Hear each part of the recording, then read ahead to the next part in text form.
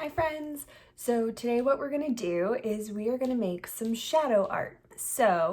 What you need to do is you need to find either a sunny place in your house that can cast a shadow on different objects, or you need to find a flashlight. Okay, so grab a flashlight, a pencil, a paper, and let's get started.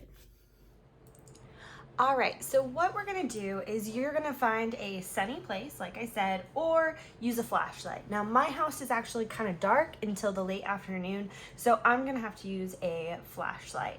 So I have a flashlight out in the corner, and I have these really pretty jars that I just had, or vases just laying around. And then I also filled up a glass, a clear glass filled with water.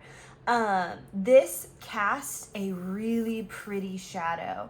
And so what I'm going to be doing is I'm going to be tracing the negative space.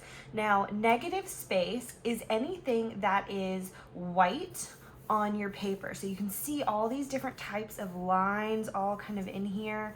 And wherever it's dark, I'm gonna leave that shape, okay? So when I draw all of my negative space, you'll be able to see both the negative and your shadows, okay? So I'm gonna use a pen just so that you guys can see it a little bit better, but you can obviously, please use a pencil if you want. But I'm just gonna go ahead and I'm gonna trace all of my negative space.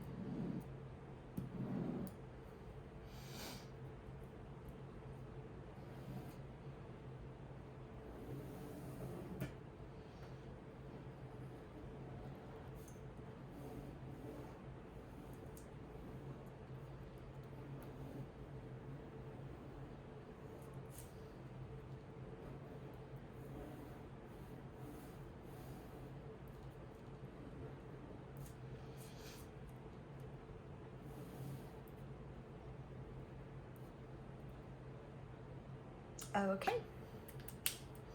Now, once you've finished with your negative space, now what you get to do is choose something to color with. You can use markers, you can use oil pastels, you can use paint.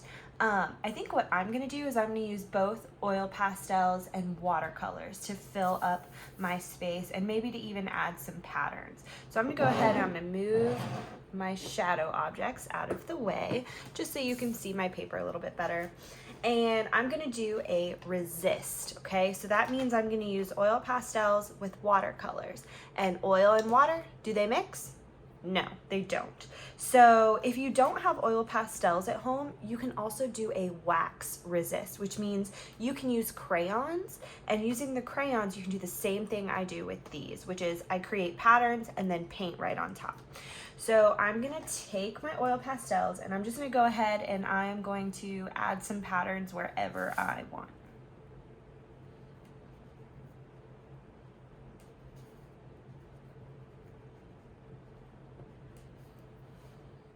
Okay, so once I have my patterns done, now I'm gonna do that resist with watercolors. Now make sure if you are painting and you want to do this resist technique, you have to use watercolor. You can't use any other type of paint. Otherwise it won't, your oil pastels will not show up as bright.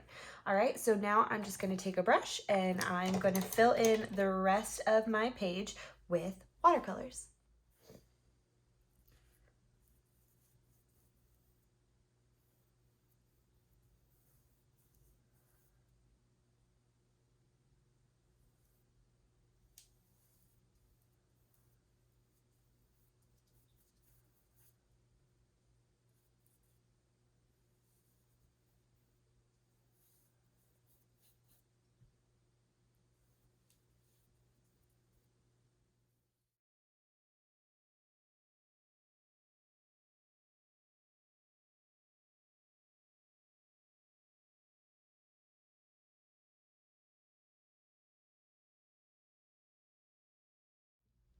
Now, once you've finished, you have a beautiful finished shadow abstract art piece. Now, it's hard to kind of see my lines, so when it's dry, you can always take a Sharpie or a pastel, and you can always go back over those lines to really make sure that they pop. All right, happy creating!